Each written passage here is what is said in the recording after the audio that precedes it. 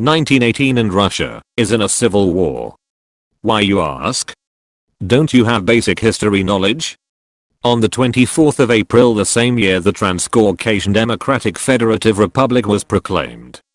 I will just say Transcaucasian Republic from now on. The capital was Tbilisi, nowadays the capital of Georgia. The official languages were Georgian, Armenian, Azerbaijani and Russian. Of course Russian. The Transcaucasian Republic was, well, a federative republic. It had a president and prime minister. The prime minister was Kenkeli. He was a Georgian social democrat. Georgia held much power, how you can see. The prime minister was also a Georgian named Keeds. Before we talk about how all of that has happened, here a few quick facts. The currency was the Transcaucasian ruble. The land today is owned by Georgia, Armenia, Azerbaijan, Turkey, and Russia. The prime minister also was foreign minister. Not all important roles were held by Georgians. The most spread religions were Christianity and Islam. I mean, it's obvious why. Now let's talk about how it started. How and why did all of that start?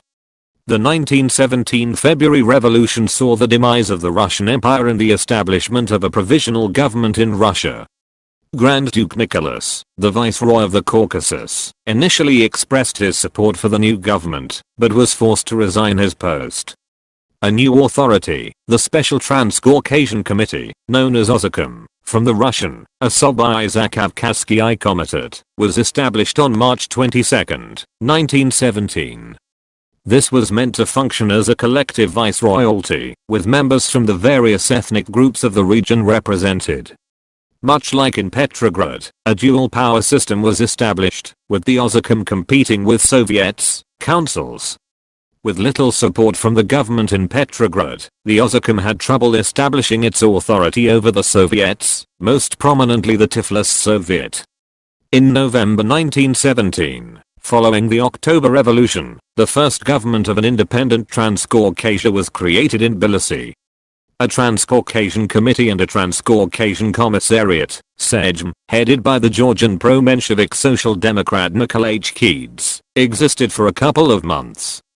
On December 5, 1917, the committee endorsed the Armistice of Erzincan signed by the Ottoman Command of the Third Army. On March 3, 1918, the Treaty of Brest-Litovsk marked the end of Russia's involvement in World War I.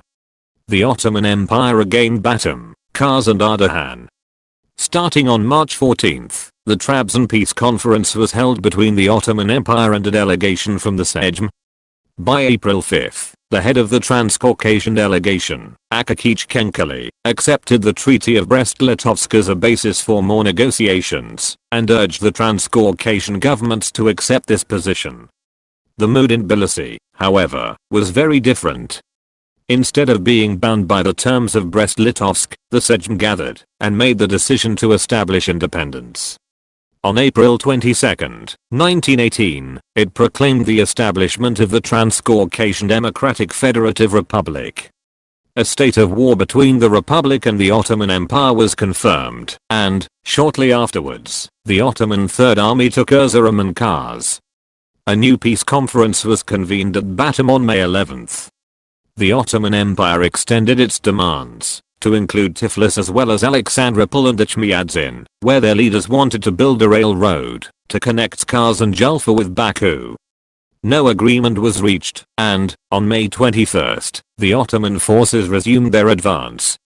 The battles of Bashaban, May 21 to 24, Sardarapet, May 21 to 29, and Karakilis, May 24 to 28, followed. All things have to come to an end. Some after only a month of existing. The Republic never was unified, because the people weren't unified.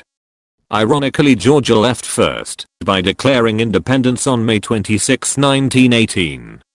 Just 2 days later, Armenia and Azerbaijan, who ironically had a union for these 2 days. Yes, things change quickly. A union between Armenia and Azerbaijan because Georgia left. So how I wanted to say 2 days after Georgia declared independence, Armenia and Azerbaijan did the same on the 28th of May 1918. So that's the story of the Transcaucasian Republic. lasting from April 22nd to May 28th. Nothing more to see. What the heck is that?